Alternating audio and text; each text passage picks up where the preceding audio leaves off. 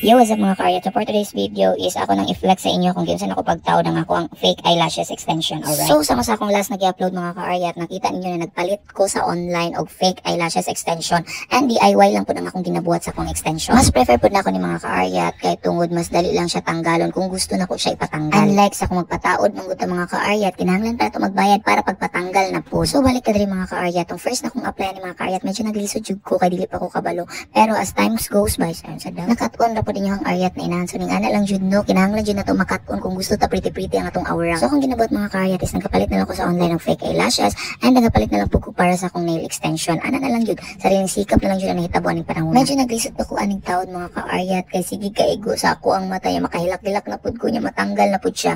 So mas better ni mga karyat tarungon jud nimo siya taod para pag human nimog taod dugay siya matanggal. Kung mga tanang mga karyat, so kung pila ka day siya bago matanggal or bago siya mawala sa imong eyes, it takes 1 week pud sa ako mga karyat bago siya matanggal. Depende siya kung giunsa nimo siya pag-amping, giunsa nimo siya pagtaod. So that would be all mga karyat. Thank you so much for watching. Buyers!